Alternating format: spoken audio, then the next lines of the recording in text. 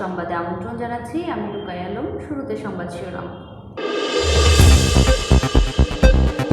বৌদ্ধদের শুভ বৌদ্ধ পূর্ণিমা পালিত, রাষ্ট্রপতি ও প্রধানমন্ত্রীর শুভেচ্ছা।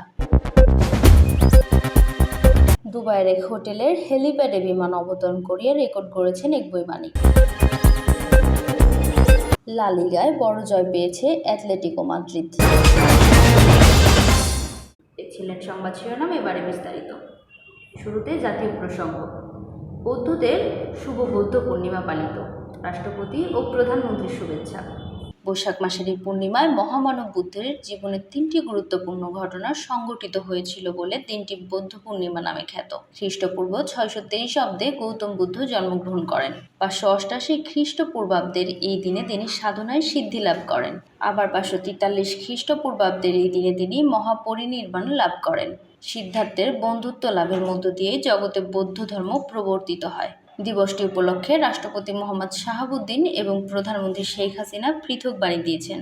প্রধানমন্ত্রী এক বাণীতে বলেন, গৌতম বুদ্ধের আদর্শ ধারণ ও লালন করে সকলে বাংলাদেশকে শান্তিপূর্ণ দেশ হিসাবে গড়ে তুলতে ভূমিকা রাখবেন।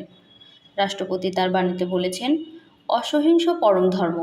বুদ্ধের এই অমেয় বাণী আজও সমাজে শান্তির জন্য সমভাবে প্রযোজ্য। রাজধানীসহ দেশজুড়ে বৌদ্ধ বিহারগুলোতে বুদ্ধ পূজা, প্রদীপ প্রজ্বলন, শান্তি শোভাযাত্রা, ধর্মীয় আলোচনা সভা, প্রভাত ফেরি, সমবেত প্রার্থনা, আলোচনা সভা, বুদ্ধ ও পূজা অনুষ্ঠিত হবে। এছাড়াও মানবজাতির সর্বাঙ্গীন শান্তি ও মঙ্গল কামনায় বিশেষ প্রার্থনার আয়োজন করা হয়। এবারে আন্তর্জাতিক প্রসঙ্গ। দুবাইয়ের এক হোটেলের হেলিপ্যাডে বিমান অবতরণ করিয়ে রেকর্ড করেছেন এক পাইলট।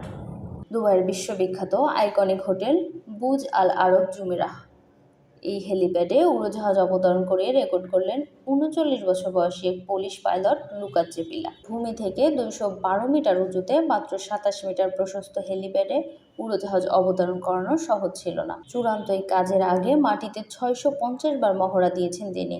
এরপর ২বার হেলিপ্যাডে উড়োজাহাজ অবতরণ করানোর চেষ্টা ব্যর্থ হলে ৩য়বার সফল হন। এবারে জেলা সংবাদ। জামালপুরের কুটামনিতে ইমামকে হেনস্থা ও রাস্তা কেটে গ্রামবাসীর যাতায়াত বন্ধের অভিযোগ।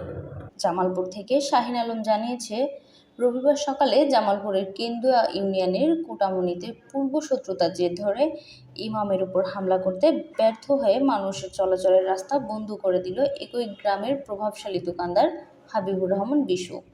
এ নিয়ে সদর থানায় অভিযোগ দিয়েছে এলাকাবাসী। সবশেষে খেলার সংবাদ।